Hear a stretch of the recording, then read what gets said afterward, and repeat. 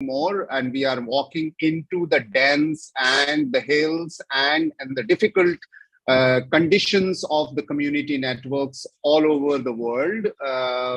We have been walking within many remote countries of India, many remote parts of Kyrgyzstan, many remote parts of Nepal, many remote parts of Karnataka and Haryana and Indonesia and Malaysia. And in the next few weeks, we are going to walk into Malawi and Costa Rica and many more places. So today is the second session with two major interventions that we have pointed out and found out. One in the hilly region of Karnataka. It is one of the southern states in India, in Tumkur district. And the other is in the Nepal-China border, 115 kilometers from Kathmandu in Nepal. And we have people here who will be representing those networks, like Shefali would be talking about what's happening in Tumkur after watching what is happening, the real case study. Bikram will be talking about what's happening in Nepal and the network that he is associated with. Isha, who is on the panel, who will ask difficult questions that she has seen as a researcher, as a person who has gone deeper into found out that what difficulties in which these community networks happen. Gayani is the one who asks survey questions all the time and asks people that how does it impact connectivity with the people. We'll talk about that one. Kathleen will talk about how APC has been involved in bringing several of these difficult conditions together in one place and share the experience by supporting them and so on and so forth, and the extraordinary learning that she has sitting there with several applications that she receives every now and then, that what's people doing on the ground. And Anju, of course, everything that happens in the Asia Pacific region, she doesn't want to hold back any of her emotional outburst in terms of how does it affect the ground, how the community gets connected from A4AI perspective. So that's the panel we have today. And I would like each one of you to say a sentence of your introduction, and then we will immediately go into the details of the first case study.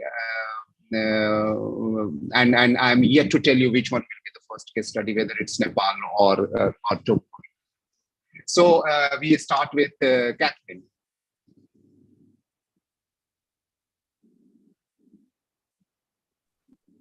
Thanks so much, Sama, for the wonderful introduction.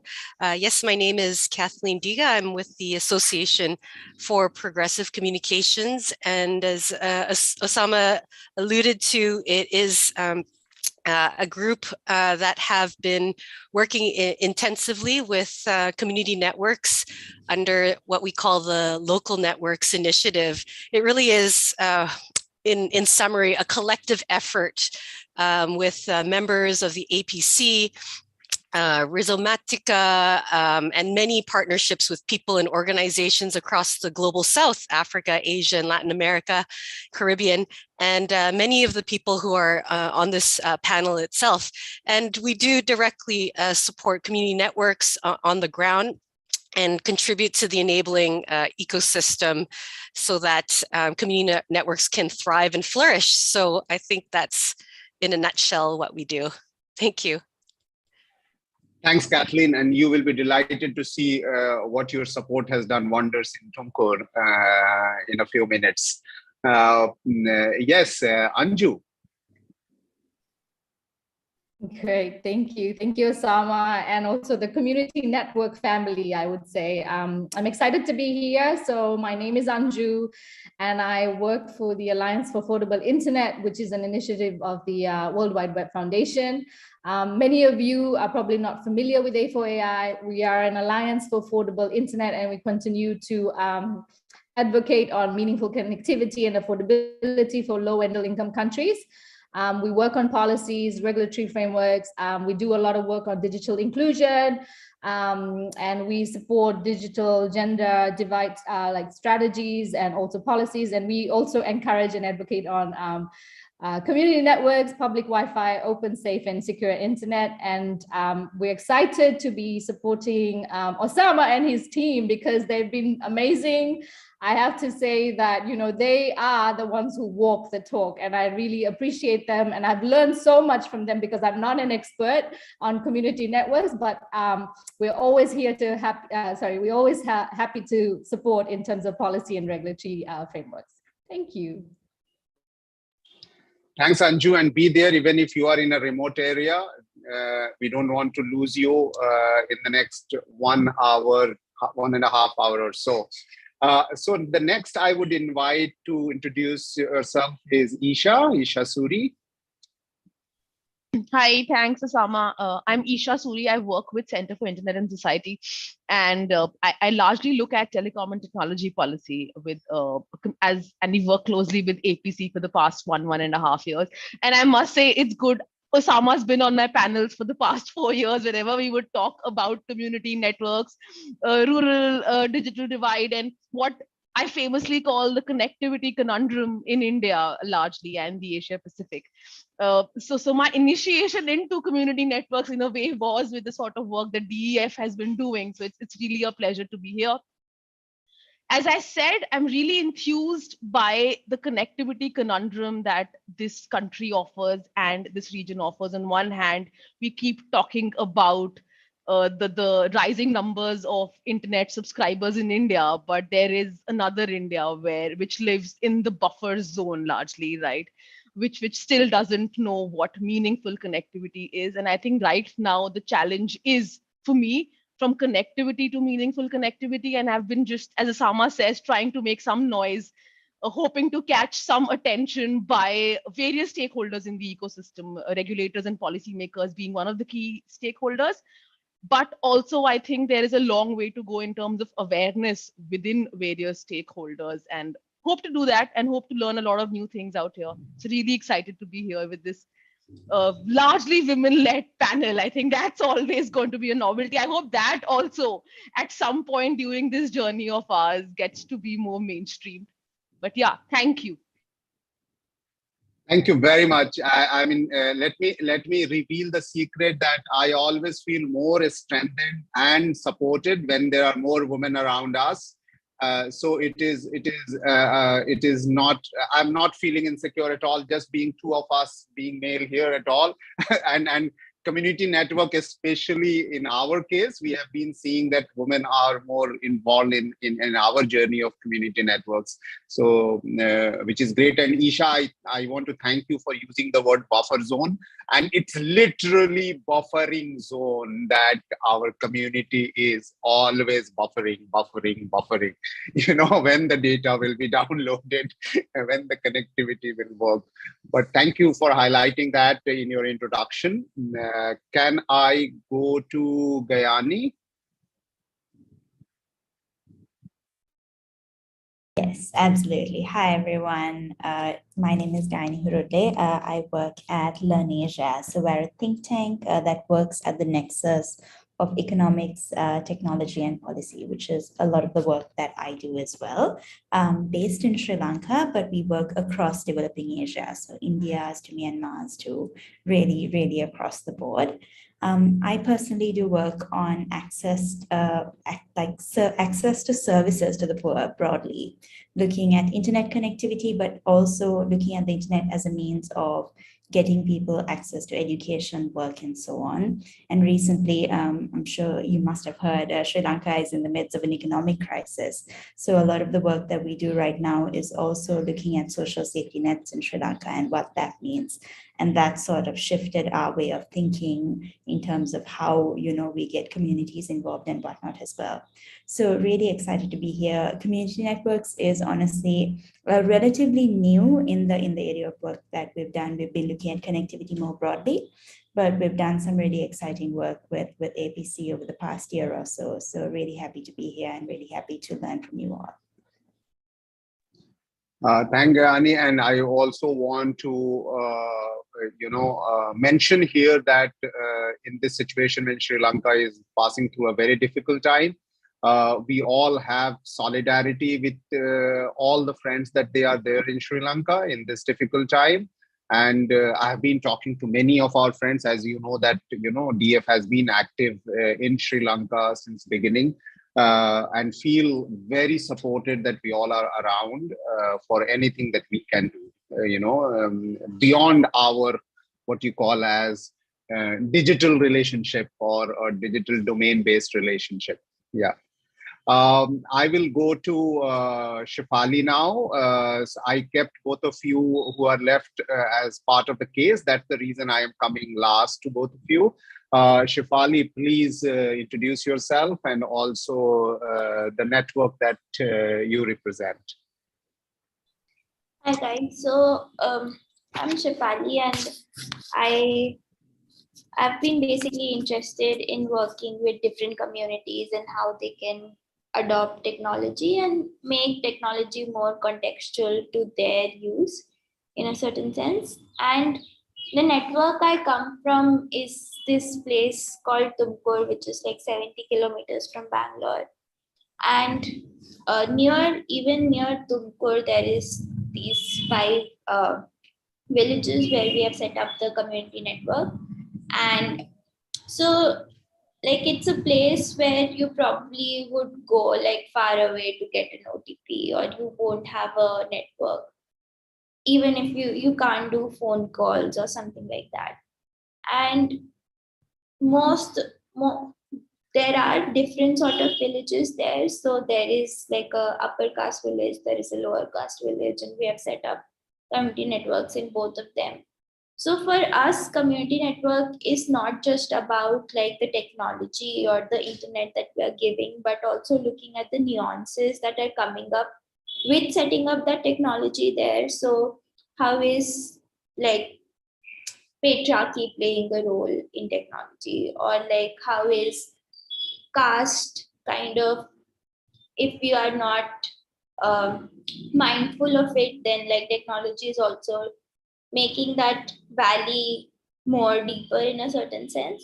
So for us, community network has opened up all of these spaces of intervention or conversation, and where we can have these conversation more and kind of build towards something that we want it to be like more equal in terms, and get over, I think, oppressions that have been going on or the cycles that have been going on and get over it.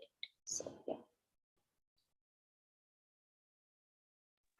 Wonderful. Great. Thank you very much. Since I have been there, I must make a comment that the place that you are talking about for the rest of all of you, that place is great place to find yourself than the network. It's a very meditative place, in the corner and in the valley of several hills. And this place is beautiful. It's I mean, if I look at it from the totally perspective of the mental health and those kind of things, and meditation and traveling and backpacking, you feel like, oh my God, that's the place one should go. But thanks, Shefali, for introducing. And Bikram Shresht from Nepal, can you please introduce yourself and also the network? Yeah. Namaste. Thank you, Osama, and thank you, Digital Empowerment Foundation team. And I most welcome all panelists and attendees. My name is Bikram Shrestha. I'm from Nepal. I represent from Nepal Internet Foundation. I have different hats. I was a first fellow from Nepal in ICANN, and now I'm in ICANN and POG, co-chair, and in EPINIC there is SIC, Corporation SIC, and I'm representing Corporation SIC co-chair. My internet passionate, I started my startup ISP when I just 19 years old from my native place Hetauda. And then my journey was started, and then still I'm passionate to I used to say in Nepali, jaha pugdaina ravi tyaha pugcha kavi, means wherever the sun will not reach, then the government and private sector and other last mile they don't reach, then Nepal civil society, Nepal Internet Foundation will be in last mile connectivity. That's how we represent. And I'm also the past president for Internet Society. I have been serving the community. It's almost 2 decades. So now it's great to be here, and it's one of my opportunity to be a part of this community network Xchange, which is running by Obama. Thank you very much. And on my project, we have been doing lots of community network past, and this is recently we have completed more than 20 household earthquake displaced family have been staying in the temporary settle at Khalte. The settlement lies on the bank of the river, Trishuli River. The temporary settlement is also at high risk of flood during the rainy season. The flood river had entered the settlement 2 years back, I think, and still they have been staying there, and it's around 150 kilometers from Kathmandu, and during this only for this community network exchange walk the talk, we reached there around noon on last 12 June 2022, last month probably, and the place, the people, I mean, they cannot stay inside the hut in the afternoon because it's totally made of the tin, and even in the winter also it's very cold place. So that's how I think the team will present some of the videos so that we can find how they are living there. Thank you, Osama. Thank you, everyone. I was almost going to Bikram. Please stop! Don't say too many things. We have to show. Okay, great. So here we are. Thank you very much for finding time to be here. Yeah, we feel very, very strong being in a position where everybody from all over the world are here to support us and the Community Network Exchange. We will right away go to Tumkur.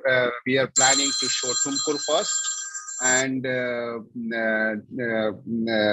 watch the video, which is actually a recording of the live, visit.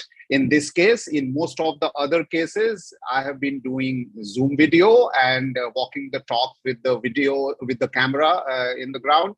But in this case, I traveled myself. I went there, and then it's a mix of visit, interactions, and so many things. I'm very excited. I have seen this video 2-3 times, but I'm more excited than anyone else to see it again. So let's watch this case study from Tumkur, and 10 minutes, and then we will have a discussion around it.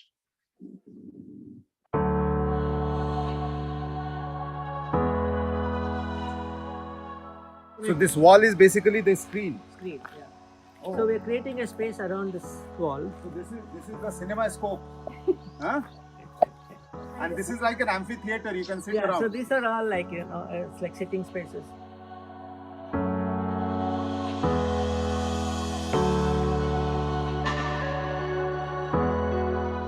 Which side is Tumkur? Tumkur is on the right.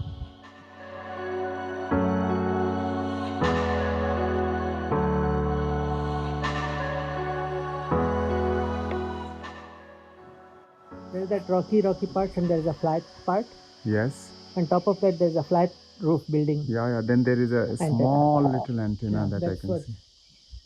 That is connecting to the Tumkur and also here, and to 5 other nodes in the valley.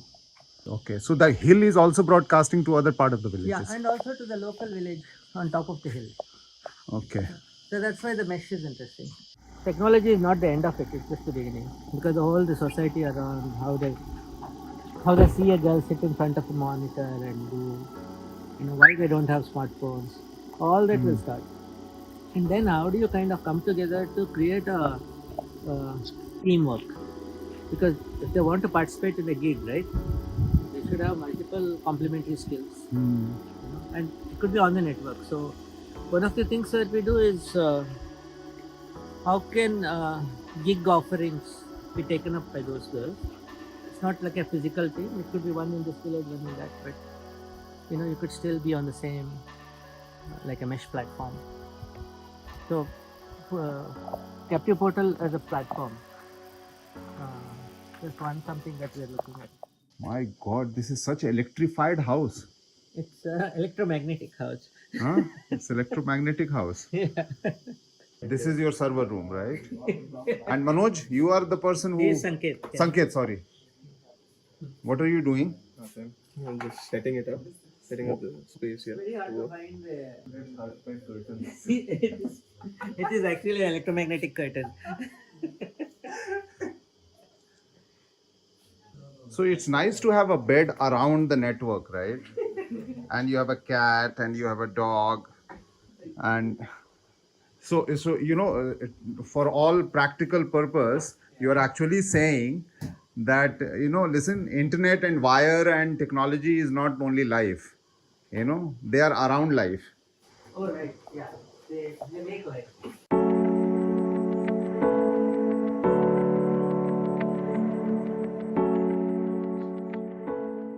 So now you look at what is this? How is this possible? Right? Well, one possibility is something like a Raspberry Pi. It's a credit card size computer. It kind of embeds itself very nicely, right? With a mic, then your radio device, a storage device, and if it's a local mesh network, then the recordings can be communicated to a central place where a bunch of girls who love to listen and edit, right, will make it into an edited thing. They also recognize where it was created, who to acknowledge, right, and how to make it into a program that reaches more people, or archive it, right. And on the large, we also need, for every few Raspberry Pis, there should be a part of a larger, small but a bigger network and a bigger node. They're all connected there, and then they communicate with each other, right. So then we have these Libre routers, which are the open source routers. They can do long jumps, long hops, or they can give a local area network Wi-Fi range. So it's natural to plug them in and make it into a what we call as a mesh network, right? In a manner of connectivity, benefiting community, what are the 3-4 things that you can say they have benefited? First is online education. Okay. Number one. There is no other way they would have done it. Okay. And for that we also gave like big screen TVs with the Raspberry Pi, so the teacher can come and off site from the school do an independent training lessons for the 9th and 10th people, like 20-30 sitting at a time. The community involvement is, it's mostly like for the 10th, the 12th standard, 10th standard. Education like and education children. Especially COVID lockdown. COVID lockdown. Teachers were excited because they could able to refer to something just like not by just with the papers and something. They were very happy to use internet and the setup over here, and they could able to because they were unofficially coming here and teaching it. COVID time, you guys, this community network was the most admired and acquired for. And individually also given Raspberry Pi. Acha, you gave. Oh, okay. Do you think that when both of you or Sanket or somebody is not here, it can still be managed, or somebody it still requires to manage it? I would say it still requires, but not like. So I have the freedom to go to the city or go somewhere else, and someone else also with little bit more slight technical knowledge can manage it. Right? Not fully community managed entirely. We need a slight engineering bent of mind to manage it, but it's getting there.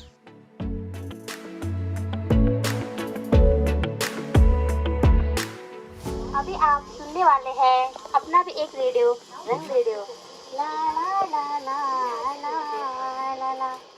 Initially, when we started setting up radio stations on Devadani, these girls were very interested to come and participate in radio activity. But their parents were not happy. They used to avoid them and they used to keep them only in the houses. They never used to send. But nowadays, when they started exploring new things on radio, their parents are very comfortable. So this could be a channel where they can break open their houses, break the walls of the schools, and even have certain normative practices like early marriage, alcoholism, and a lot of other prejudice. So now, by opening up a new channel for these girls, so they could able to explore and communicate and educate the community by using this medium of community radio. I mean, coming out is always, a magical space. Every moment of it, you're destroying a construct that was imposed by the people around you, right? And it's only a matter of time where people feel like, what's going on here? Did I know that my girl will speak like that to the world? The first few instances of that experience is magical for the parents, for the neighbors. Is this a girl from our village? I can't believe it. How beautifully she sang. And the whole village is listening. We realize this next logical step forward is to provide internet through this mesh.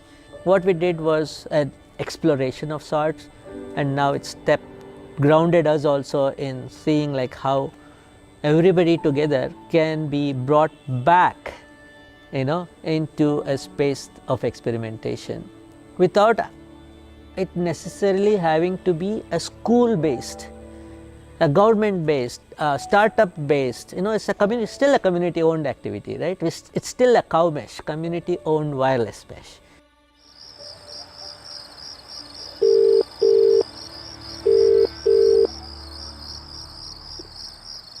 Hello?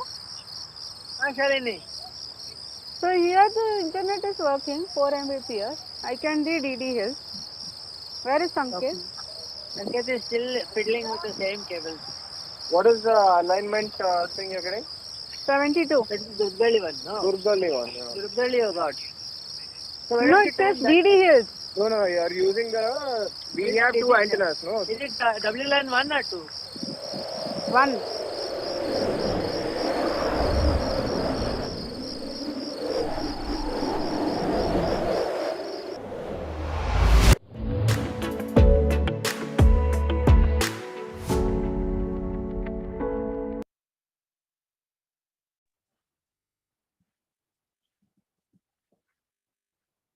Oh, thank you so much. Can we have all of you come out of the cinema theater?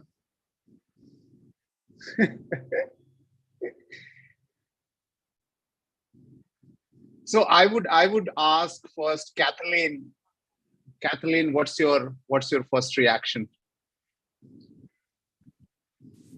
Well, first of all, I want to thank Shefali and the Janastu collective, and of course for yourself, Osama, to go and visit the village in Tankur. I think what the video brings to me is that this group of people have really activated the potential of community life.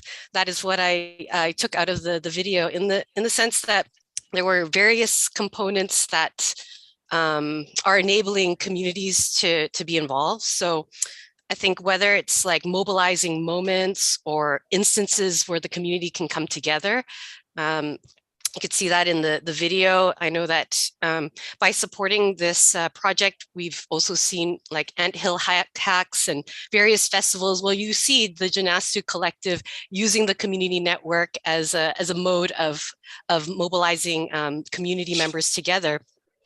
I think the other part that I got out of the video was mentioned by Dinesh is the experimentation. I think by experimentation and working closely with community members, you could see that, local content was created by, local girls and acceptance of community members. I really am drawn to the fact that they use radio, which always comes up at CNX, and I'm greatly appreciative of seeing that intersection of radio and the community network spaces, and that we continue to explore and advance, what are those connections. And finally, what I really found very important was that, during the COVID pandemic period, I mean, we're still in this, perpetual state that that they went out there and responded to the community needs, and relentless in their efforts. They knew that teachers and students had a need, and as you saw the screen to project lessons, that in itself, it's simple, but yet it was so important for the community to continue education during this very difficult time. And so I think being able to respond and continue in this journey is an ongoing effort. I'm sure Shefali is aware. What you don't know is that she is an accomplished media person, and some of those video clips, I believe, may have come from some of those efforts. And so thank you again to the Janasu Collective for their continuous efforts in this community. Thank you so much, Kathleen, for your comments and reactions and feedback and so on and so forth. Anju, what's your reaction and comments? So my first instant reaction is, am I doing enough to help the community? From a policy perspective, it is heartwarming to see that people are working so hard to provide connectivity in these rural communities. These are the people who are walking the talk, and my reaction would have been, Osama, are you trying to make me cry here? Or I just, the work that we're doing, I think it makes, I question myself sometimes every day, Osama, whether or not we are helping these communities. And I think it makes a huge difference to see what's going on and the reality. And I like the fact that the community is bridging the digital divide. There's so much emphasis on women and the girls. And I love that, again, as Kathleen said, that they've used radio and internet to advance education, even during COVID. Some of us are very privileged. We have a smartphone, we have internet connectivity. I know I'm sitting at a remote place right now, but there are, we still are able to connect to a 4G. And so I think, it makes, it brings back to what the reality is for these communities and what they're going through. And my question, and it is a question to myself, is that how can I help? Or how can I make some policy changes? Or how can I work with the policy makers to make, to actually apply all this into practice? And the other question I have, and the other reaction is that, and Bikram knows that, why can't we get these people to join our Asia Pacific Internet Governance Network? These are the real people that have real stories, and these are the ones that can change and can influence a lot at that high level. I want to just leave it at that, because I think you made me a little emotional. I think you meant it, and I really do. I am really grateful that I'm here, and I'm also watching this. Thank you so much. But that's actually what you said, Anju, is the idea to take the CNX to that level of connecting the decision makers, the people on the top, to see in life, because I mean, we always talk about community, but we talk in English, we talk in 5-star hotels, we talk about them and as a subject, but the idea is that how really we see on the ground that actually what is happening. and just presentation and talk and PPT or the presentation is not enough. And that's the reason. And the fact also is that you cannot make thousands of people walk into the territory where things are happening. That's also another fact of life. So how do we make and use this media and being live, and also this understanding that we can do this? So actually that's the idea, and when you will see the next one, you will feel even more thing. And by the way, whatever you are seeing is participative and contributing. Otherwise, the kind of video that you are seeing is not possible if you really look at it from the production perspective, unless it is being participated by many people contributing into this one, including making themselves available.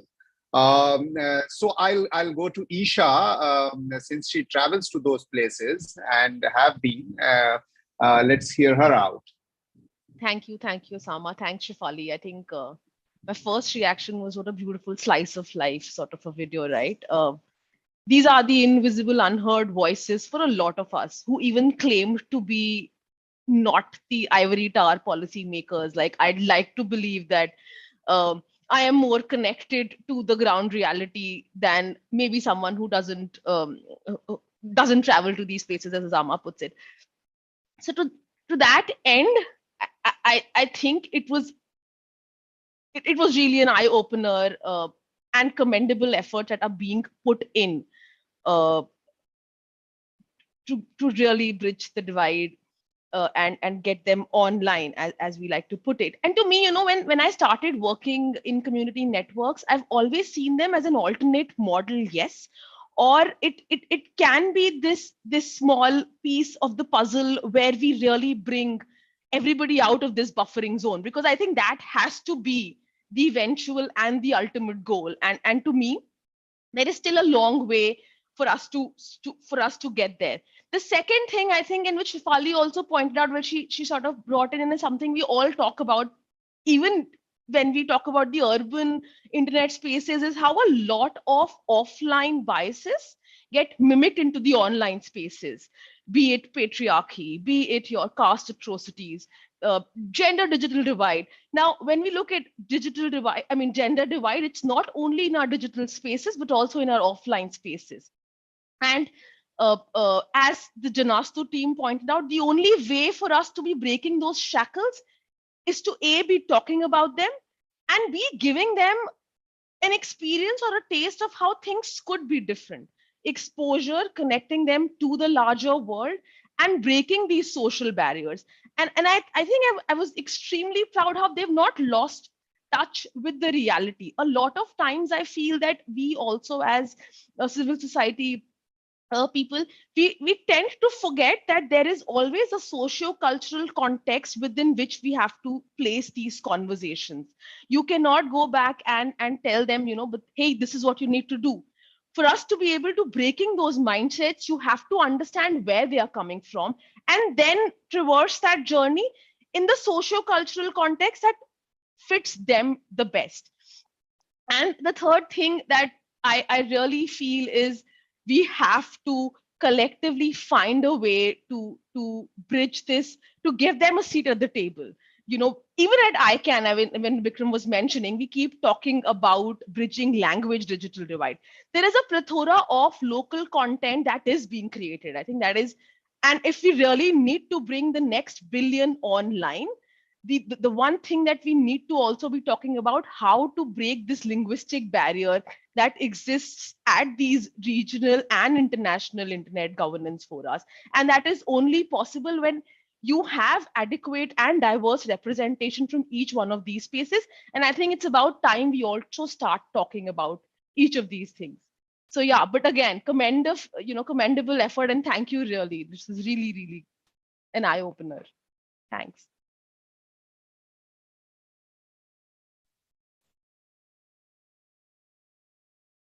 Osama, you're on mute if you're speaking. Yes, I was speaking very confidently that I am being heard. Gayani, can I get you to react? Yes. Yeah, absolutely. Thank you, Osama, and thank you, Shafali. It's really wonderful to see the excellent work that is being done on ground. And for everyone actually running a community network, it's really commendable to take on that task of providing connectivity to your community and like kind of taking it into your own hands and really driving that, because that's something that many of us just take for granted. And you know, the fact that that's kind of taken on as an exercise is really wonderful. And just watching the video, I really liked the role that community networks played in facilitating online education during COVID. That's something that, I mean, we were studying for months and months in India and in Sri Lanka, and our national survey in India showed that in 2020, only 20% of school-aged children had access to education, which is just, I mean, abysmal, right? So the role that community networks played in facilitating that is really something. I mean, it's definitely something positive. And then I think even when we take community networks as a solution to policymakers, we should stress on the fact that it acted as a bridge to education and work and so on, because maybe then that's something that they will understand and they will value. And you know, bringing those different areas together may be something that we can also think about, because I certainly found that really useful. I also really like the role the network played in empowering women and girls, which is also just so important. And I think so many others also spoke about that. So I guess my question in the end is very similar to Anju's, which is what else can we do? How do we get these stories? And I think Isha spoke about this as well. How do we get these stories to policymakers and regulators and whatnot to drive policy change?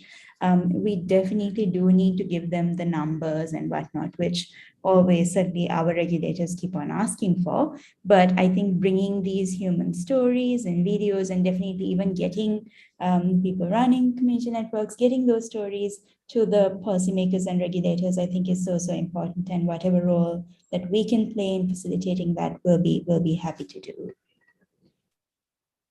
Yeah, thank you so much. And before we go into the another video, this point of discussion is very important. That how do we scale it up? How do we take it to the larger scale? And I have some points into that to add, but I will add after I get to the circle completed. And I want to go to Bikram, sitting across the border. When we are going to see your case study, what do you feel after having looked at this one? Do you see some learning? Do you think that it's a left-hand work and can be done everywhere? Thank you, Osama. I think it's marvelous. It's something different. So we have been working in this community, but it's a good opportunity for me also to learn from that community. So they have been working in the ground, and as you know, it's I used to say that the ground reality is something different. Whenever we reach it at the ground level, then we can find how the people are living, and peoples are struggling with their daily life. So that's how we have been working in the community. So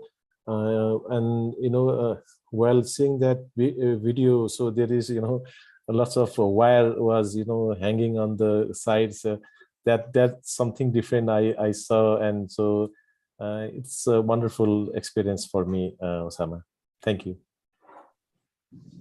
Thank you very much. I think that's also a personal style of Dinesh and Shalini, the way they live.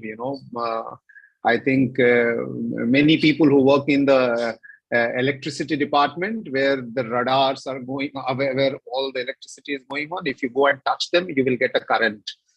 So I think Janastu people figured out that having a wire around their bed is much more beneficial to feel mentally wired also, I guess.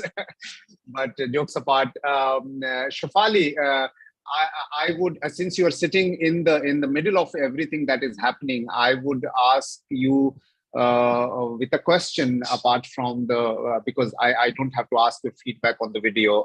You will only criticize. I know that it is not better done. So I want to ask you is that wherever we go, I personally feel, we have done hundreds of community networks.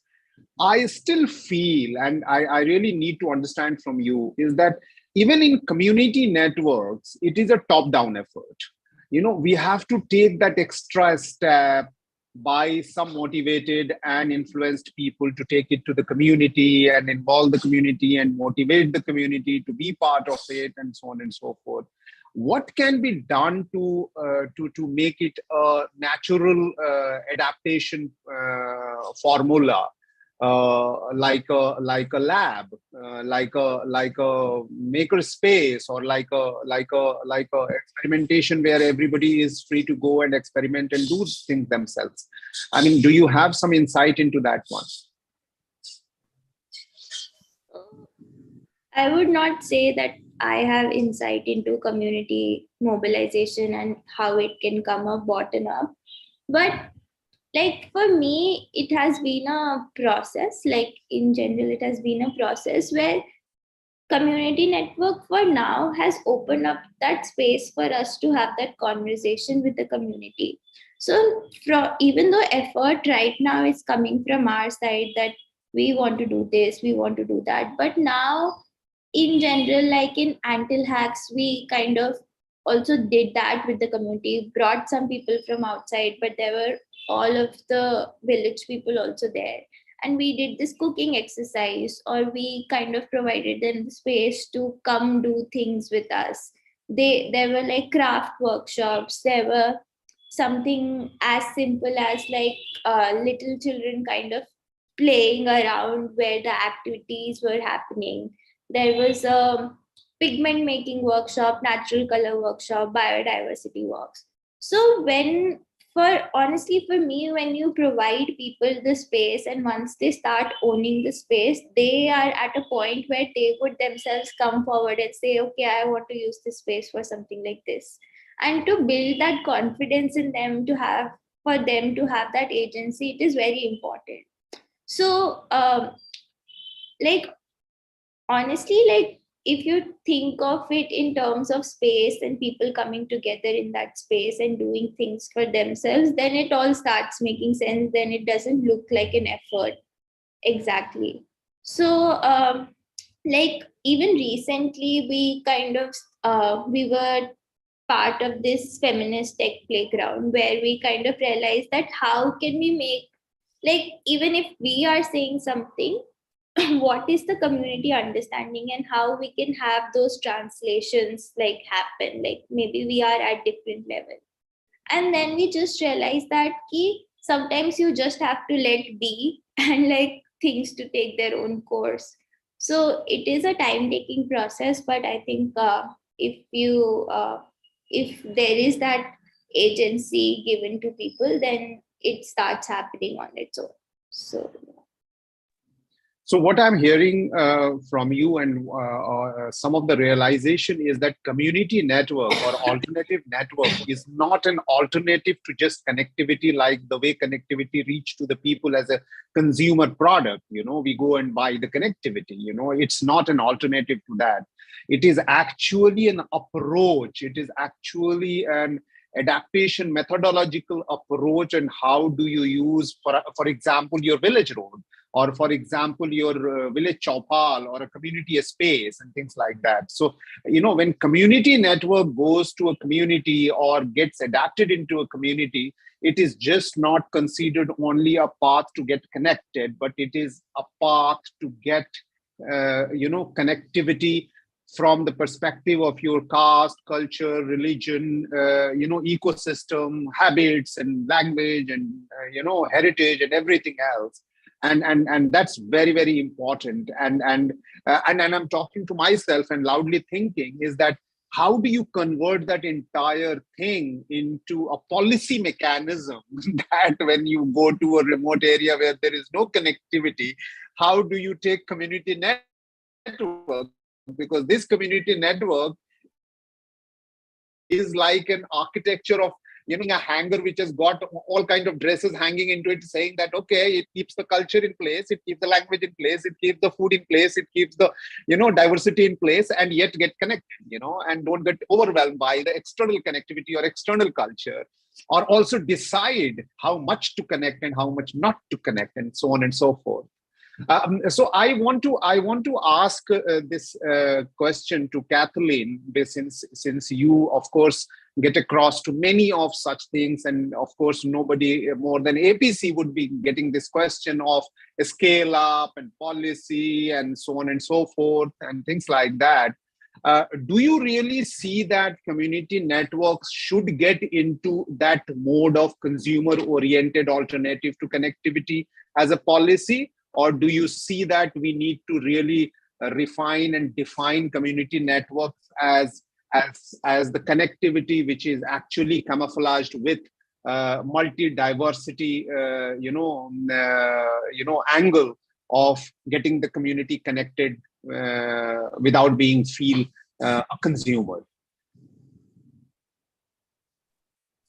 Thanks, Osama. That's a lot to unpack in one question. But I must say that in the last 5 years, that because what I've seen in regards to the partnerships that we've had and the collective efforts of various communities in the Global South, that there really is a leaning towards looking at the diversity of community networks in all shapes and forms.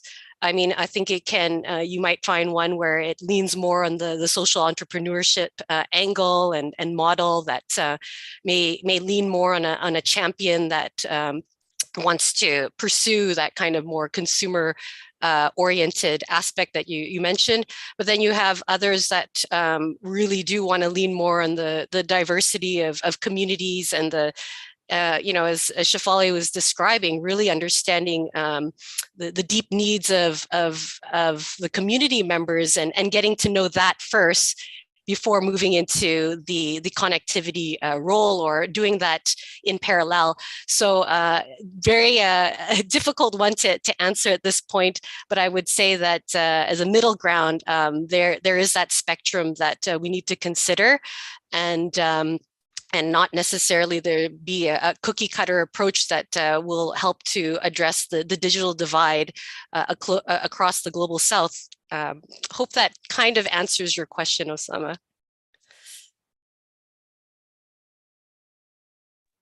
I am always thinking that, I really feel that community networks should be the way to adapt connectivity in communities. I really feel in one line that's how it is. But I'm also wondering that how do we take community network to various communities at a scale on their own? Is there what you call as a do you have a kit bag which can actually, and when I unpack, it says that, okay, this is connectivity, but this is not technology. This is a modem, but this is not a piece of technology. This is wire, but this is not a technology.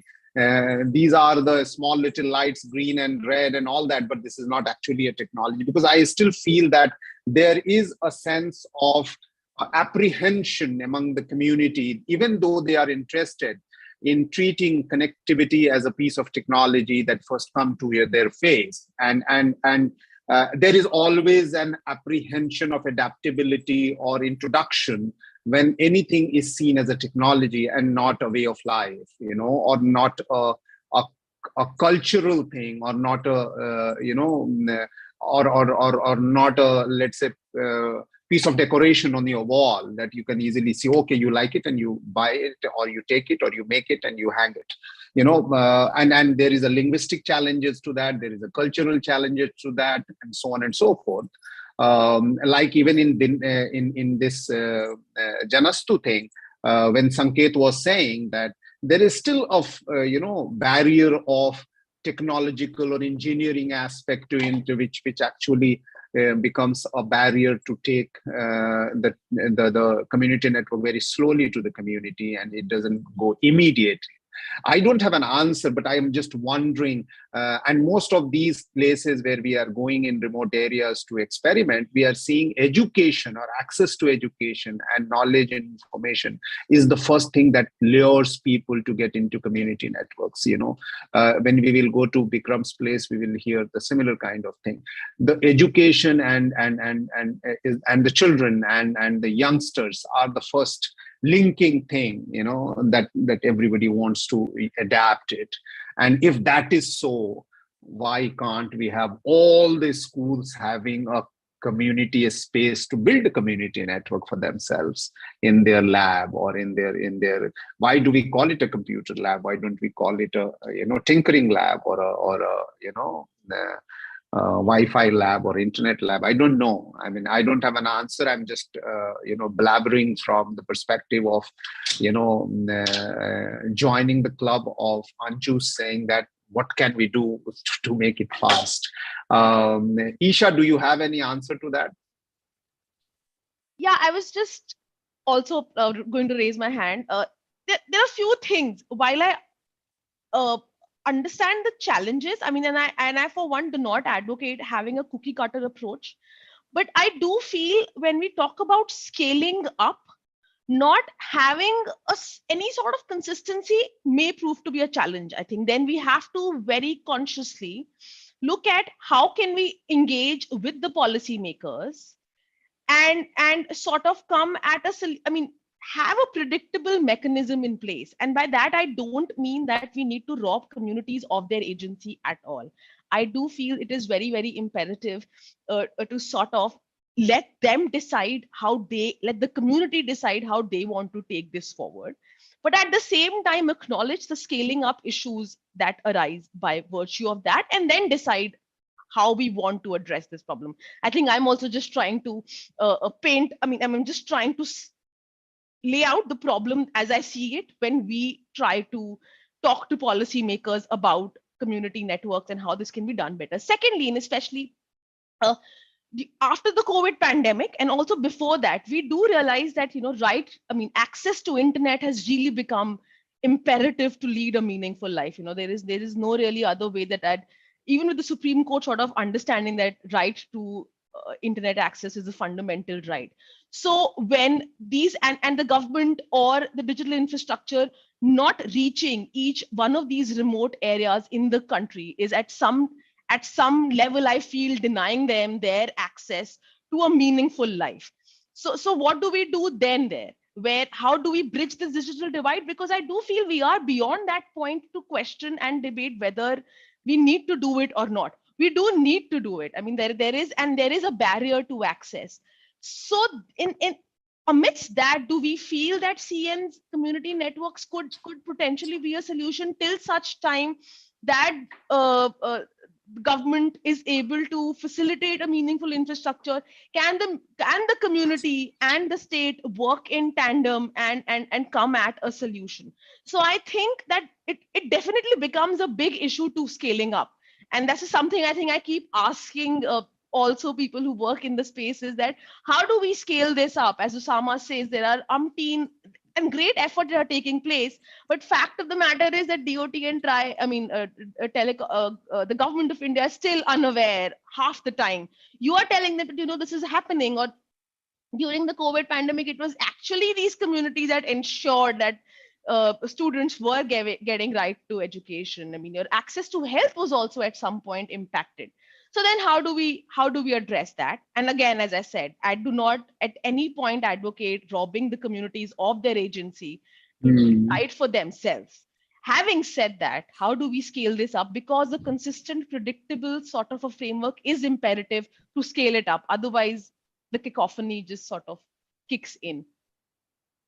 If I made any sense. Yes, of course. I mean, you excited me to say something that I wanted to, and I will. But I think, Shefali, you had a few words to say, right? You raised your hand. Yeah, I was just thinking, like, what I was responding to actually what Kathleen said, and which was, there is one aspect of community network which is connectivity. But there is this another aspect of community network where you can kind of make your local sort of applications, or make that peer network going on. And like, if you look at it in that terms, like if people are able to see it as something that they can, solve for their own communication problems, or solve for their own kind of things. But there is obviously one aspect of digital divide and connectivity, but there's this also aspect of like, if people want to go in a certain direction and they are able to do it by themselves. So then if we look at community networks, and then if we make a case for it, I think scaling up there kind of makes more sense, because then it becomes something as people are having their own networks, or they are fostering their own networks and then looking at it. So internet at one point becomes like this, like what I'm also thinking about, like, is actually openly thinking about, like, going on in my head also, is like internet can be a connection to a community, but then that community can have its own network in a certain sense, and that could kind of have more local content, more entrepreneurial opportunities, more applications going on, everything. So that kind of becomes something where you can think of like scaling up, but in a very different sense, rather than like scaling up. Okay, we need to have a perfect model, and that gets scaled up everywhere. So no, actually, both Isha and Shafali, you excited me to do something to make it, I am finding answer to my own anxiety of what you are saying. And you are certainly saying that even though you have the connectivity available, digital divide taken care of, yet there is a whole paraphernalia around community network as an ecosystem which allows you or which makes you to think of creating your own network, creating your own communication system, creating your own tinkering approach, creating your own, experimenting your own desire to create something of your own, maybe your classroom Wi-Fi, maybe your house Wi-Fi, maybe your, peer group. It's like creating various groups on WhatsApp. Similarly, in community network also, you can have an education network, you can have a lab network, you have something, domestic food network or something like that, whatever. So I am actually getting excited that why don't we create CNX in a box, which actually when you open up, you have these 5-6 Raspberry Pi and a few things, and then you can build your own network and you can experiment, and you have your own maker space where you can have it, and that may excite to make it happen more from the perspective of adaptability rather than from the perspective of making digital divide and the product around it as a consumer good. Kathleen, were you trying to say something?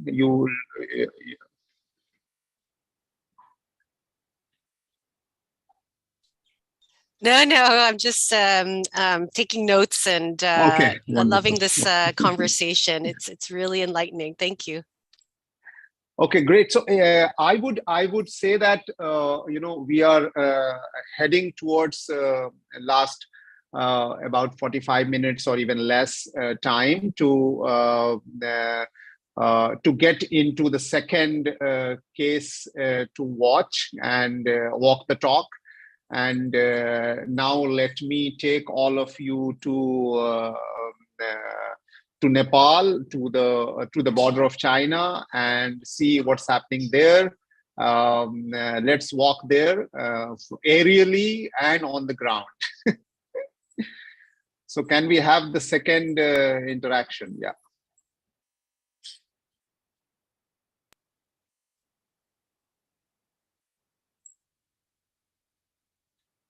I can't hear anything.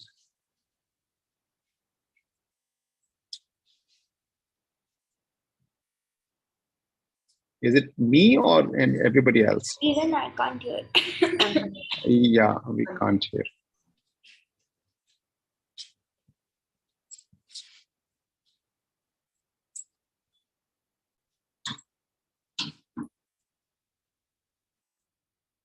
नमस्ते, मेरो नाम शिला बहादुर तामाङ हो। म Great. Yes उत्तरगाई गाउँपालिका फाल्दे रसोमा बस्छौँ।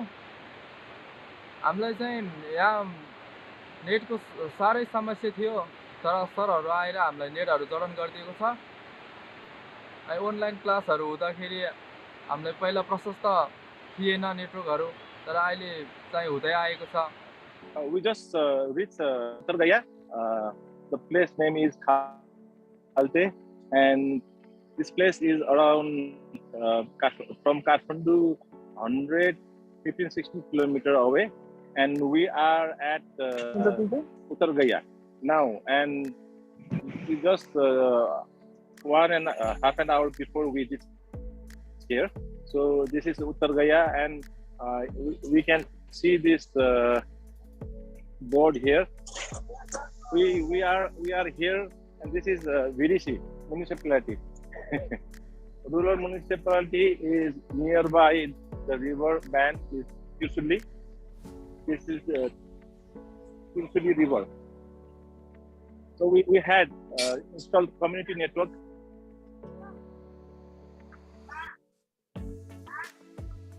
Community network. Now we are in community center, sir.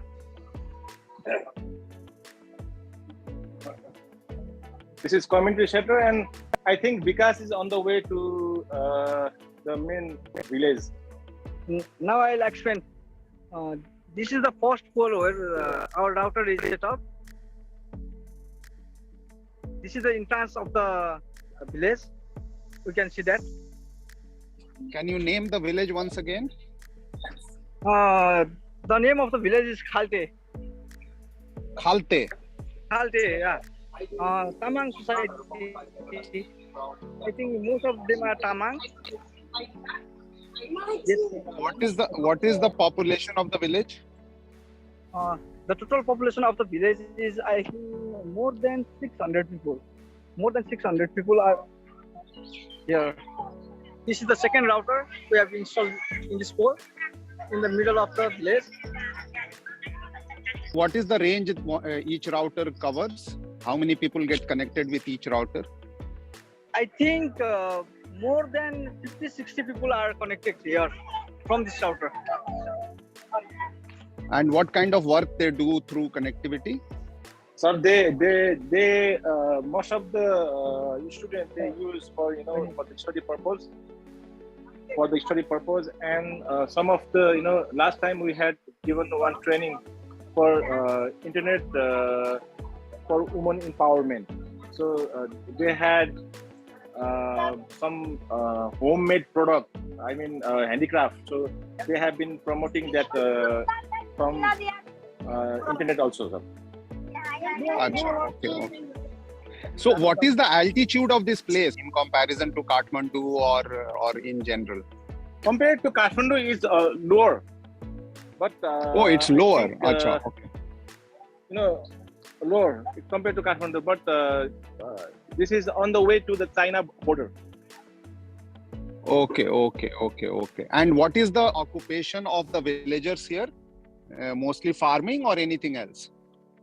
Yeah, mostly farming, and most of their man they used to go urban area for construction work. From urban area, so they for the construction work, and they also use this internet to connect with their family. So which is the telecom internet provider for this community networks? I mean the backhaul connectivity. Boardlink. Boardlink. Yeah, Boardlink communications. Didi, namaste.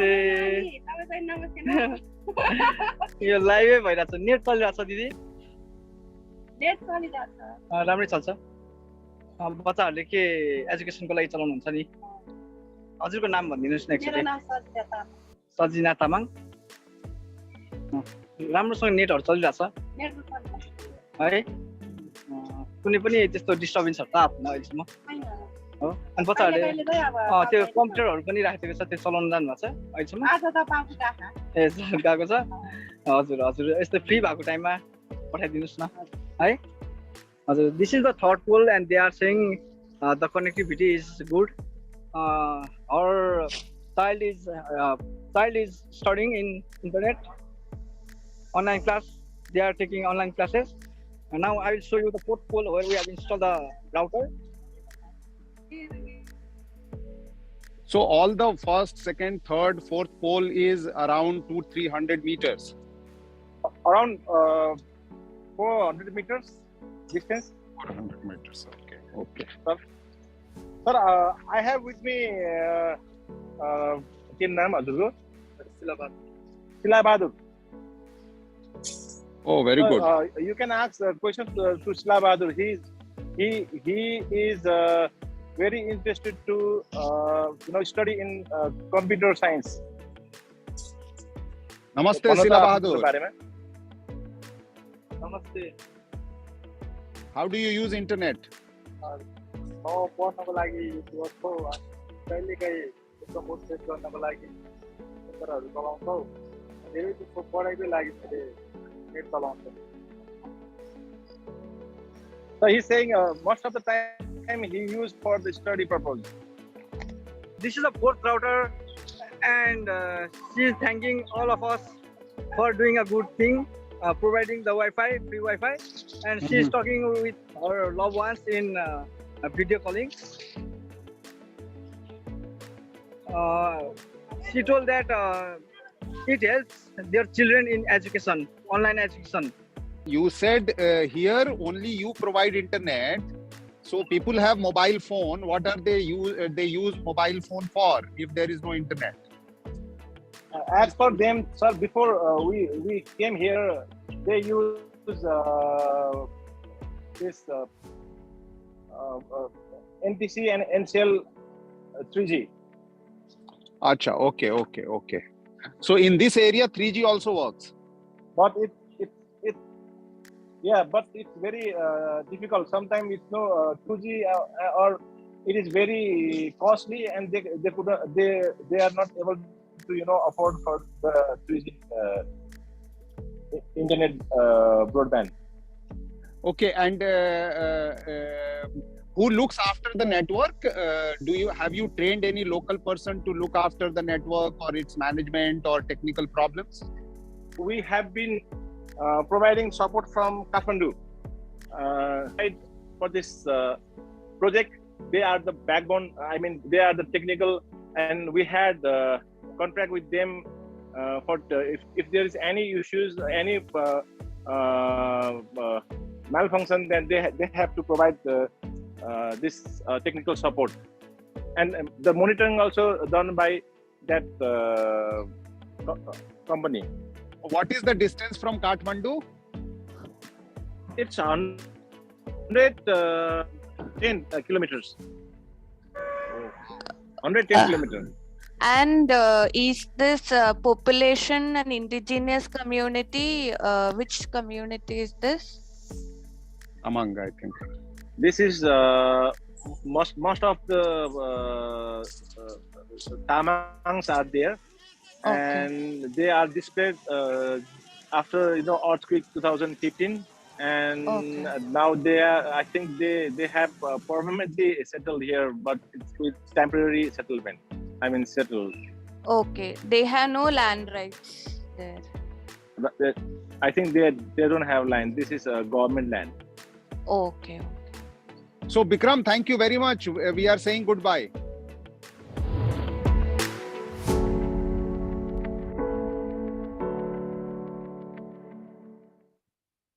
We are certainly not saying goodbye to Vikram. Vikram is here. Thank you very much.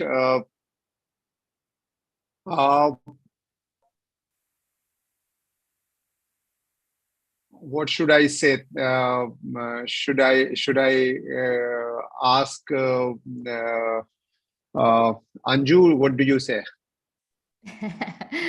I have a lot to say, but brilliant work from Bikram and the team. A lot of the work that he's doing in this community, it resonates with the work that we were doing when in my previous life. I have to say I was involved in this telecenter work. in some parts of the Pacific. And one of the challenges was dealing with disasters. And I'm not sure if you're familiar with the situation in Samoa when they had the tsunami, it wiped out the telecenter, and it killed so many people. So it's just the displacement that you talked about, Bikram, and also the team talked about and the land issues is very common also in the Pacific. And this is something that we are constantly worried about when it comes to community networks. But not only that, even just setting up anything, public Wi-Fi or etc. And the other thing is the sustainability issues, because when this happened, I think people were just reluctant to start that whole telecenter again, and that was one of the issues. But I'm happy to see that there are so many smiling faces here. Osama, you've been asking the right questions. I wanted to, every time you asked a question, I also wanted to ask, but what was the situation here, and how did this happen, and how many kilometers, or what did you do here? So I think you did a great job in terms of asking the right questions. I think from my perspective, and again, I would like to say is that I'm not a community network expert, but I appreciate the work done by you, many of you, and the community network experts in various communities to deliver access and connectivity to underserved areas. And even though A4AI continues to support and we continue to advocate on community networks, we do it through policy, and a lot of our work is not going to the ground. And this is this connection that we have. So from a policy perspective, I think, how do you change that mindset at the policy level? Because they're always about paper, right? And they're always about writing. And so sometimes they don't really understand what's happening at the ground, at the grassroots level. So what is it that we can do, and how is it that we can bring key people, like key stakeholders, like the telecommunication sector, ISP, MNOs, NTT, and even, ICT sector, but also, different sectors like education, agriculture, health, because they all have to participate in this community network. So those are the challenges that I see. And so I just wanted to, one of the things that I think I continue again to ask myself is that how do we get them, policymakers in particular, to put this into practice? And so we can talk about that a bit more, but this is my initial reaction. Thank you. Thanks. One of the things that I was thinking that in the sense that when we keep talking about policy scale and all that, I was thinking is that connectivity should not, or a last mile connectivity should not be only part of the telecom responsibility. I think it should become part of the Ministry of Education or Education Department or a health department or whatever. And therefore their requirement will decide what kind of connectivity need and how do we need connectivity and how it should embed. And the second thing is also that how we can also make it a part of education system, or systemic education, to have connectivity as a part, like the way people are thinking how to have misinformation and fake news as a part of the curriculum, because it is a menace now and you don't know how to handle it. And we don't realize that they also come through connectivity. So that's what one of the answers that I have it, but I will go to Kathleen to ask her reaction and feedback about what she saw, and also comments. Well, first, I do want to thank Bikram and the Nepali team and this village of Kalte. That the efforts are really tremendous, and the video really reflected that. And I think what I took away from it was, we really do need to pay attention to the efforts of disaster-prone areas, and with multiple crises that many areas are experiencing at this moment, post-COVID, climate change, high inflation, global inflation, there really is a need to start to understand the lessons that we're picking up here in Kalti, so that others can learn and prepare themselves for what might be outcomes of natural disasters and futures to come. So what I also really appreciated was, the sharing a bit of the ways in which handicraft, in where, it was an earthquake prone, area and resettlement, and that there was efforts. It resonated with me because that was also in the previous CNX with ASERCOM in connecting handicraft and trying to just reestablish some livelihood and efforts on what communities are able to do in such difficult situations. I think what also comes to mind is, we're very thankful for the Nepal, Internet Foundation and bringing connectivity, but also beyond that is, where are the other partnerships? I think of groups like the UN Human Commissions for Refugees, UNHCR, that we've in the past tried to make efforts to connect with partners such as this international organizations. And I'm sure there are also regional bodies, but, I don't know how to unlock those possibilities in the efforts that we've tried to work with them in the past. We've written papers, but, as Andrew said, we want to do more. And how can we unlock those relationships and partnerships so that we can continue to support efforts on the ground? I also enjoy this format. I just wanted to say kind of broadly, in the first series and now this series, that this kind of live interview, live video is a very successful way to share what is happening on the ground. So thanks for continuing this effort and this style of commentary.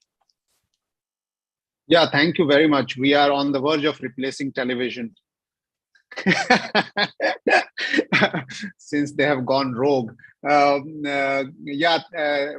Isha, what do you say, and how do you differentiate between these two network also, and what are the learnings that you see? I think to your remark on television, I was about to say about time somebody did that, and maybe a decade down, we'd be talking out about time someone replaced these platforms if we haven't already. But coming to the misinformation bit, no, but great work, Vikram, at the outset. And what Anju was also saying, I think in India, we hear this a lot from policymakers. We want to be doing evidence-based policy making. And while I was looking at Janastu's video and then now Vikram's, so the first thing that came to my mind was, what more of an evidence do you need? This is as much of an evidence as you can of tangible change that you can see. And I really feel there is this huge gap in this evidence being disseminated. And I do think my key learning is about better dissemination of also the efforts that are currently underway. We need to find a better way to sort of do that.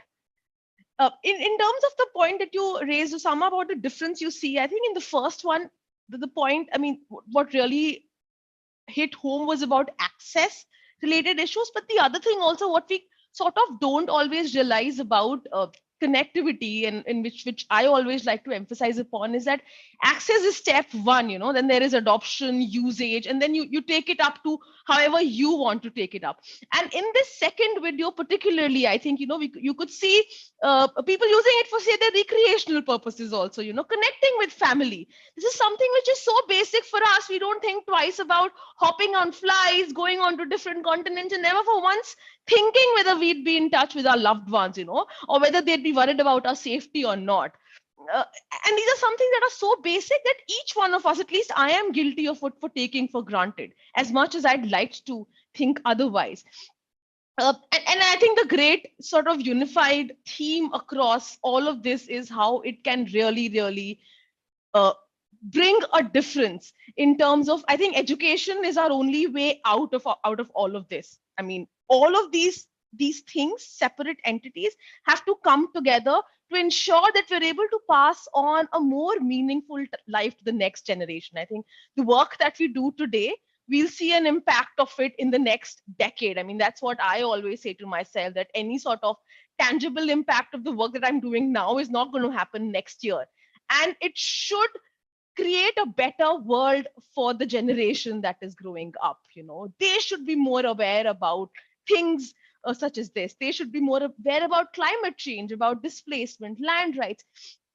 And I think that one thing that we need to completely emphasize upon is how all of these efforts are actually enabling and facilitating some of those issues that we've always harped about. So I think that is very important. And lastly, this multi-sectoral thing, I'm so glad someone brought it up, because that is something that I feel is not talked about enough, is this harmonious policy making. Like, personally in India, I think we struggle a lot with these regulators and these government agencies not talking to one another. If they were in the same room talking and discussing these issues out, I think there would be less regulatory turf wars. India definitely is a victim of that. I'm going to come out there and say it. And secondly, if each one tells them the issues and says, the education ministry was struggling so much during the COVID pandemic, people didn't have devices, kids didn't have access, even in urban households, having devices was an issue, right? So if only they were speaking to one another, I think by now we would have seen more of a change than we do. I mean, and that I do feel sad and guilty about. So that's what I would take away. But again, great effort. Vikram, would love to visit the community if I get a chance to travel there. But really, kudos, keep up. We will come to Vikram to bombard with lots of questions very soon, and to Shefali also before we end. But Gayani, what do you say? I mean, do you know any community network in Sri Lanka? Yeah, I mean, that's a really good question. I think I've heard of some community kind of radio that we definitely had telecenters, but I don't know of any on the ground, but I could be wrong.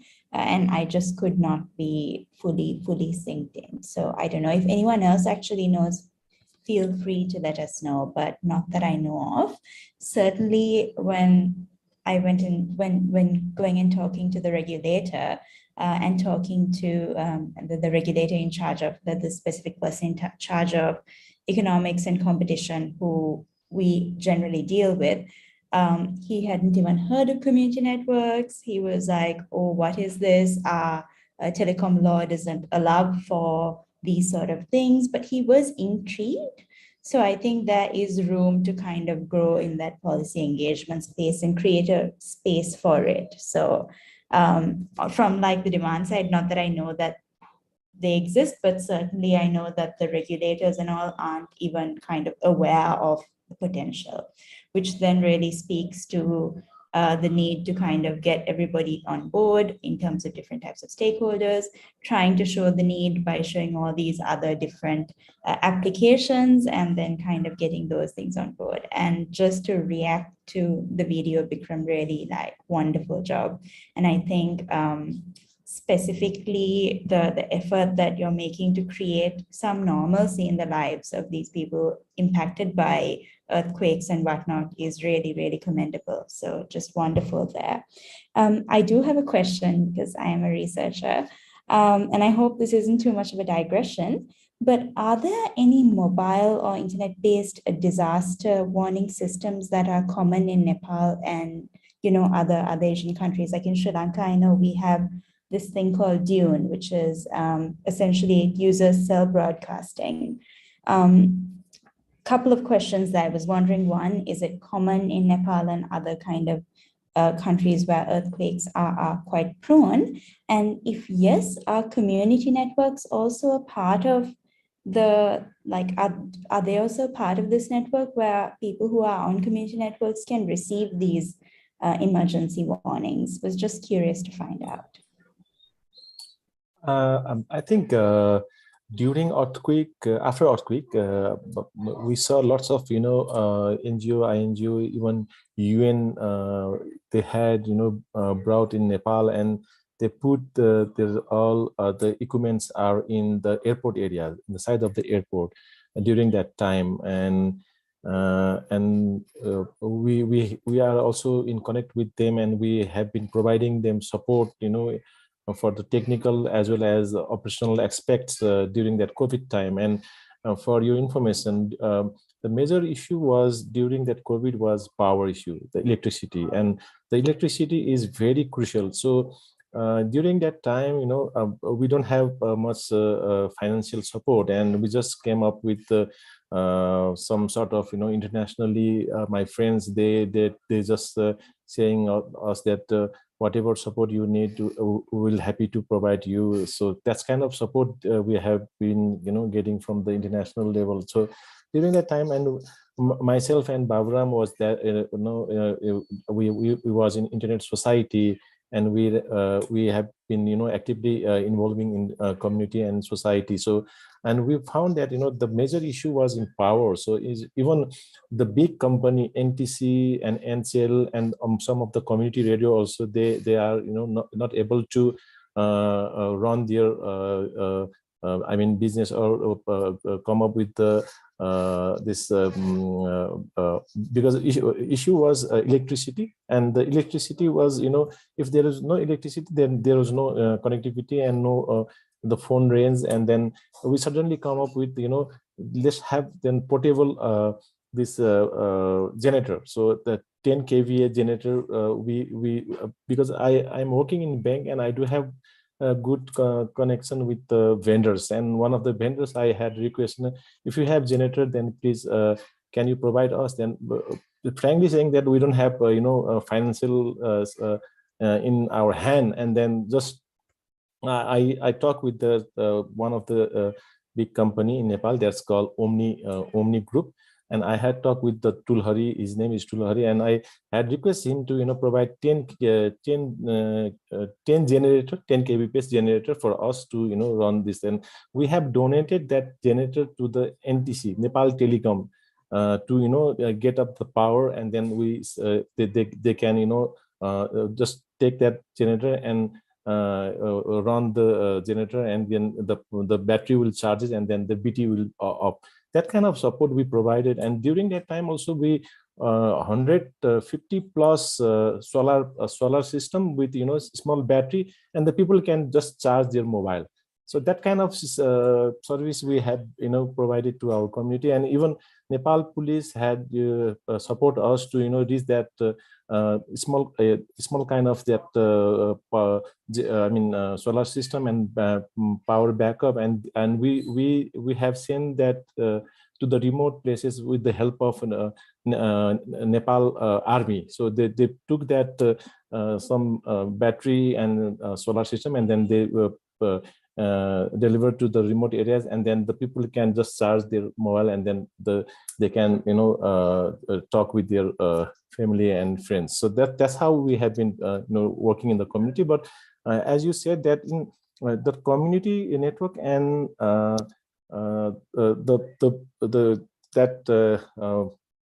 system, whatever the government have, we are not linked with that system still, because I don't know, we are working in the ground, but we don't have that even now also. I have an ideas who have been working on that area, but we just work in the ground. That's it. But I also want to add on to Kathleen. So we are happy to partner with any organization, any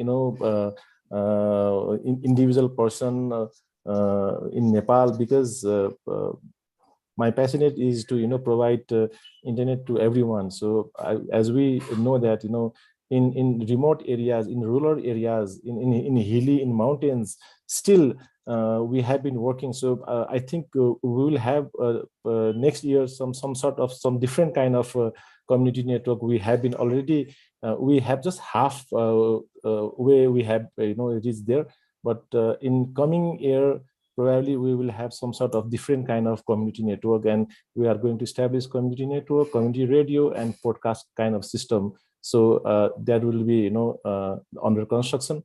It's going on in progress. So I am not going to tell much more.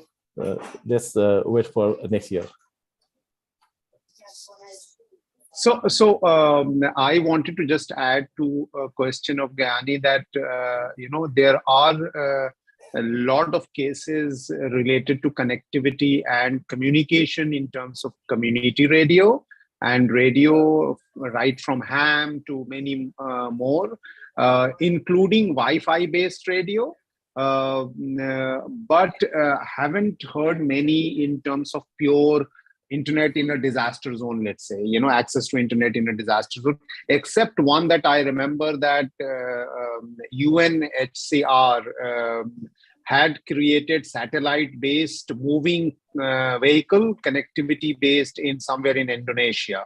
I think it was in post-tsunami or some kind of situation. I don't remember exactly, but I do remember that there was this case.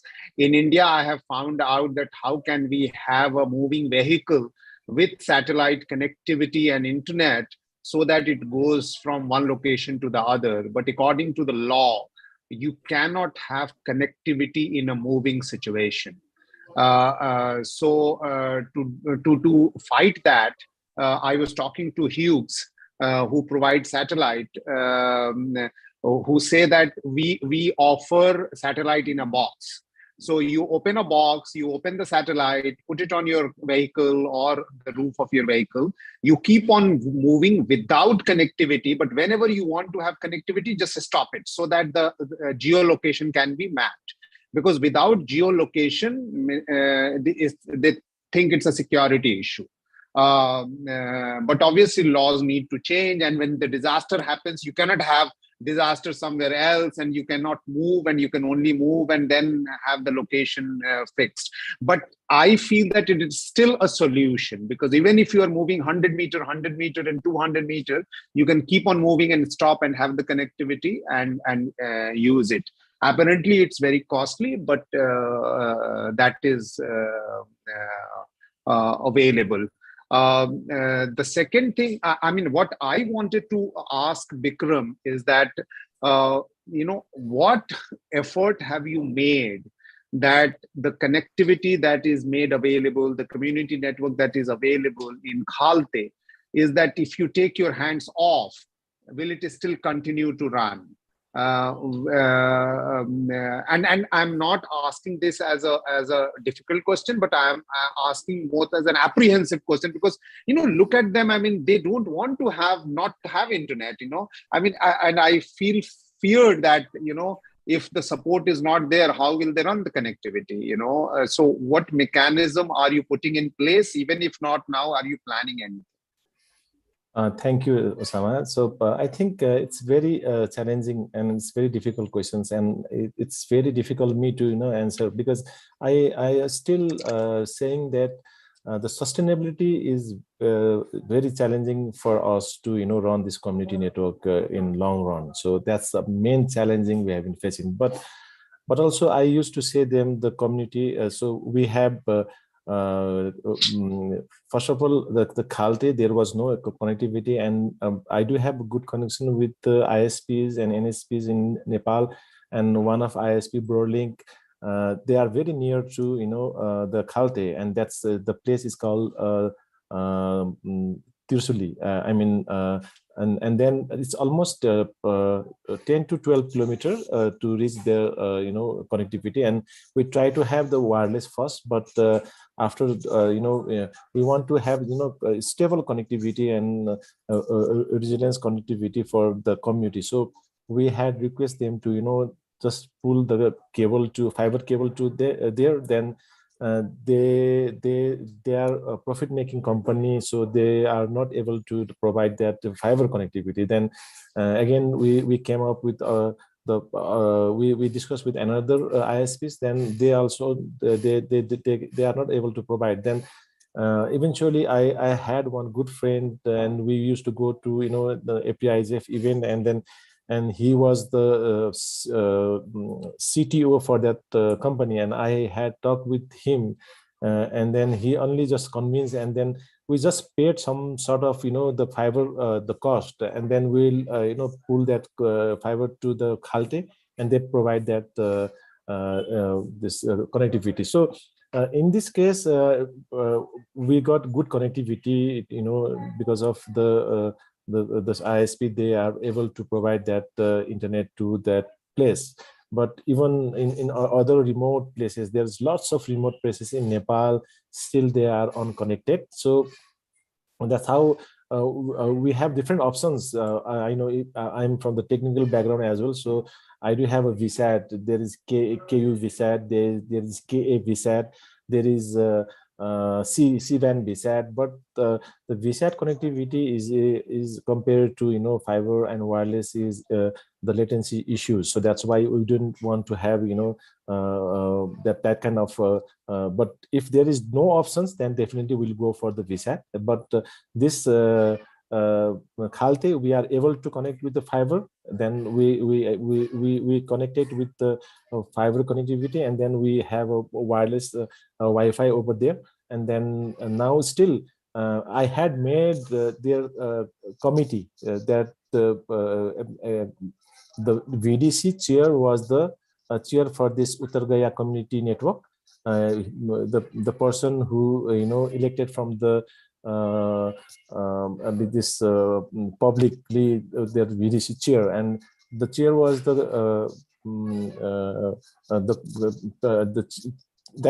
chairperson was the chair of our community network.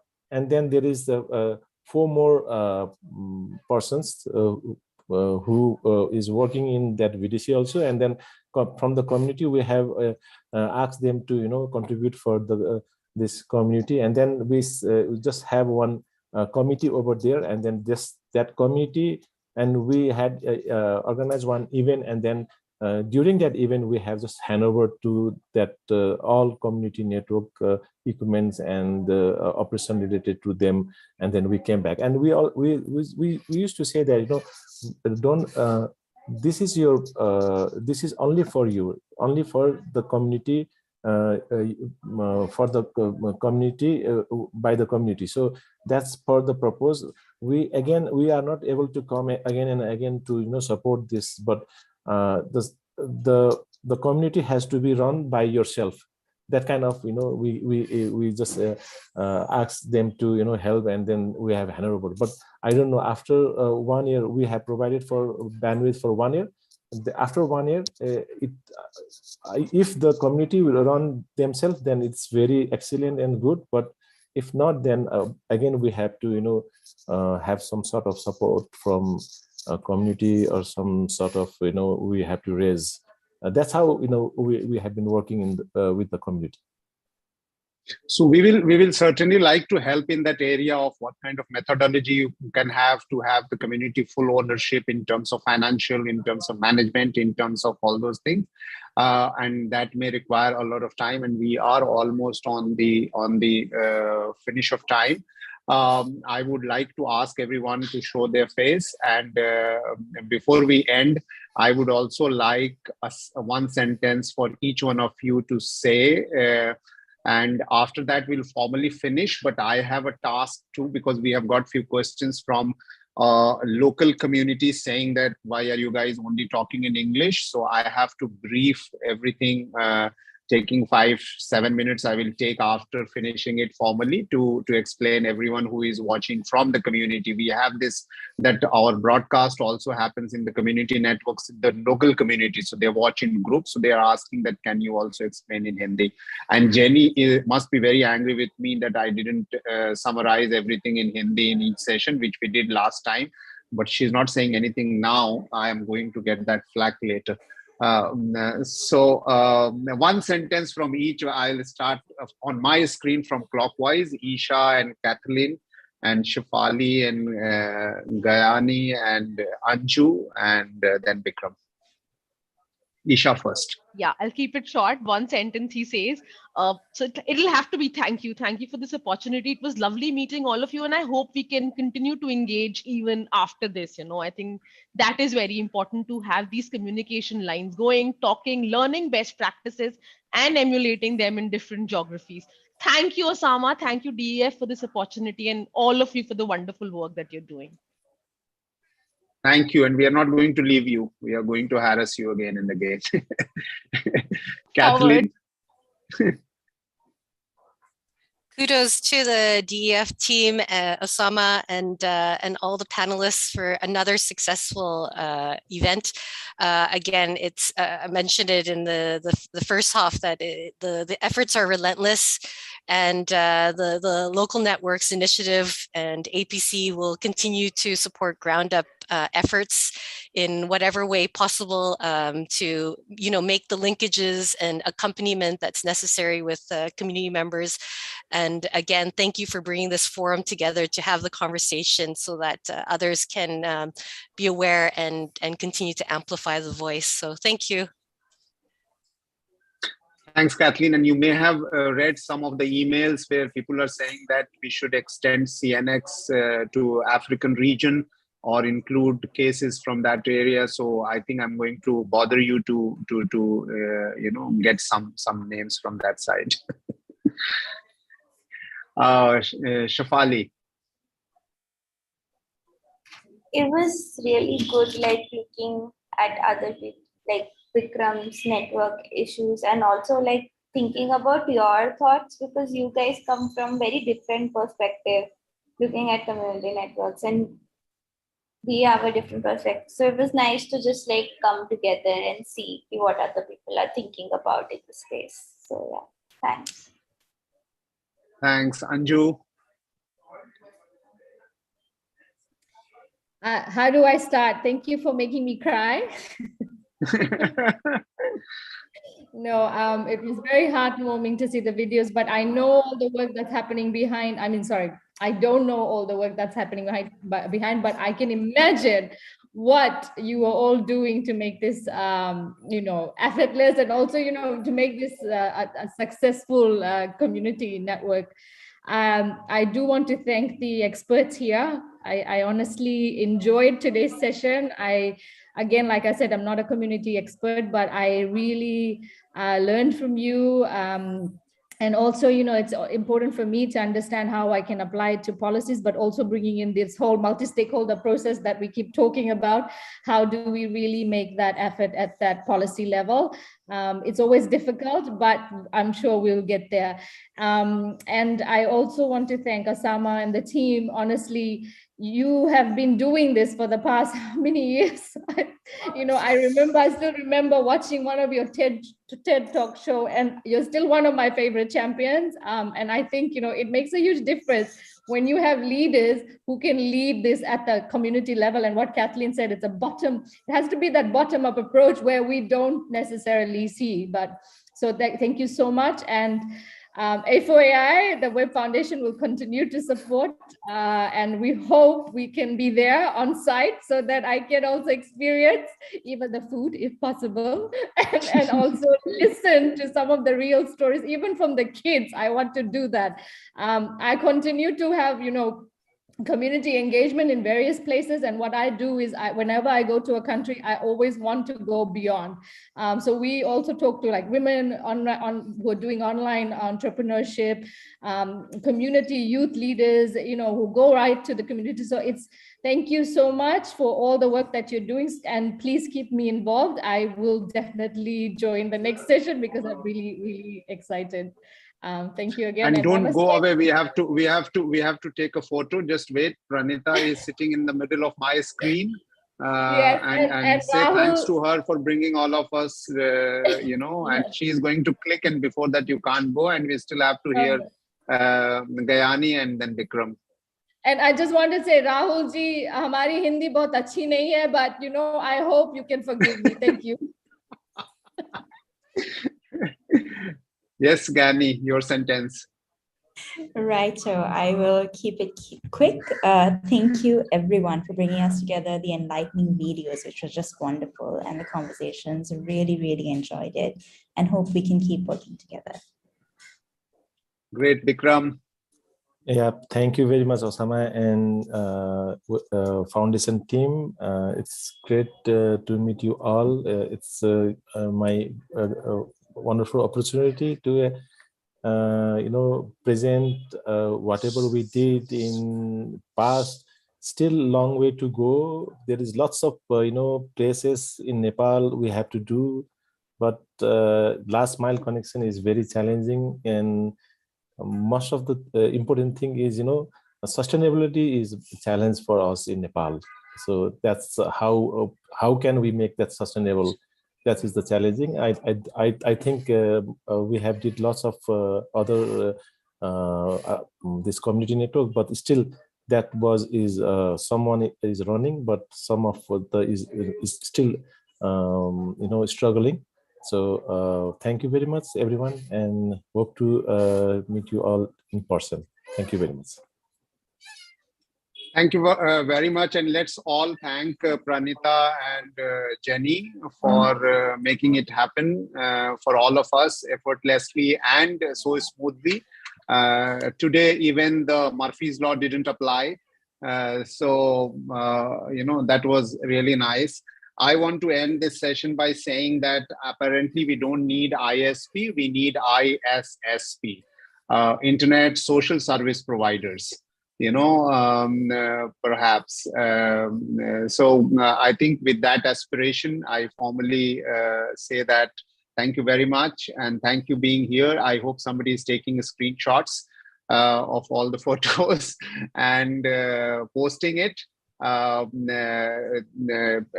Everybody is free to go off from the panel, but I will sit for 2 minutes to explain the session to the audience who were sitting in Hindi. And we will all like to see you on 29th of August with 2 or maybe 3 more videos, and which is already been conducted, most of them, but we are still editing. So next time we will take you to Kyrgyzstan and Indonesia. And that will be wonderful to see, because both are going to have very lovely story in very difficult situation, in very different terrain, and water bodies, and the sky, at the top of the hills and things like that. Yes, donkeys and all that. Yes. So thank you very much. Thank you very much. We'll see you again, and please mark your 29th of every month in your calendar. And I hope being on the panel is not going to be necessity for you to join. So 29th of July, August, 29th of September, and 29th of October. Thank you very much. Thank you, everyone. और बाकी लोग जो community के हैं, बैठे हुए हैं, उनको मैं बताना चाहता हूं कि आज जो 2 सेशन, जो 2 मेजर कम्युनिटी नेटवर्क्स जो हम लोगों ने डिस्कस किया, वो जो है, वो एक जो है टुमकुर डिस्ट्रिक्ट से था, और वहाँ के हिली रीजन में वहाँ की नेटवर्क चलाने वाले लोगों को जनस्तु कम्युनिटी बोलते हैं, और उन्होंने ये कम्युनिटी नेटवर्क खुद से बनाया है और आपस में मिलके बनाया है, कम्युनिटी के लोगों के साथ मिलके बनाया है। जैसा कि आपने देखा, रास्पबेरी पाई और रेडियो और बहुत सारी चीजों को उन्होंने इन्वॉल्व करके बनाया, जिसको हम लोगों ने डिस्कशन किया था। और ज्यादातर लोग जो हैं, वो जो भी हम केस स्टडी डिस्कस कर रहे हैं, उसमें सबका कहना यही है कि कम्युनिटी नेटवर्क जो है लगाने को तो हम लगा लें, लेकिन उसको सस्टेन कैसे करें, उसको आगे कैसे चलाएं। दूसरी सबकी जो सोच ये है कि कैसे उसको हम स्केल करें, मतलब हर जगह खुले, हर गांव में कैसे हम खोलें और आसानी से खोल सकें। और तीसरी जो चीज है वो ये है कि उसकी क्या मेथोडोलॉजी होनी चाहिए, उसको कैसे हम अडॉप्ट करें, कैसे लर्न करें, और उसको टेक्नोलॉजी नहीं समझे। इन मुद्दों पे ज्यादातर डिस्कशन हुआ इन लोगों पे। जो लोग यहाँ शामिल थे वो लोग APC से थे, A4AI से थे, जनास्तु से थे, लर्न एशिया से थे, और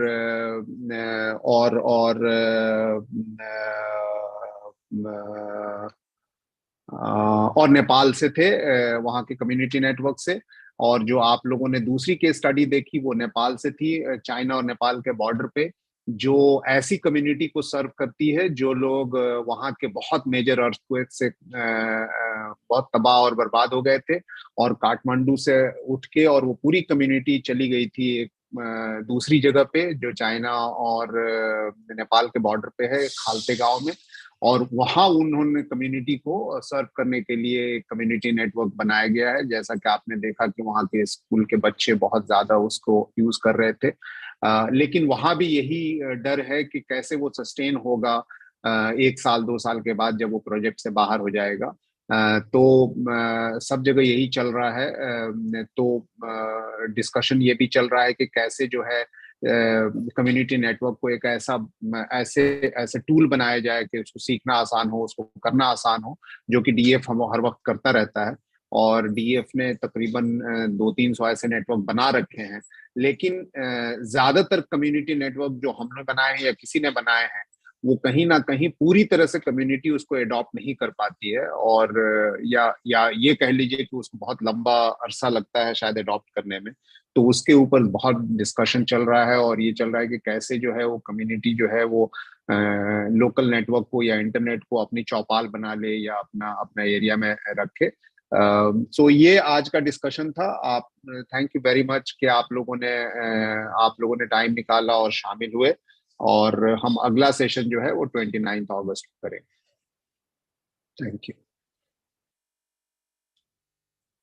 So great, Jenny, should I get off? Yeah, we can leave the. तो अब तो कोई can हाँ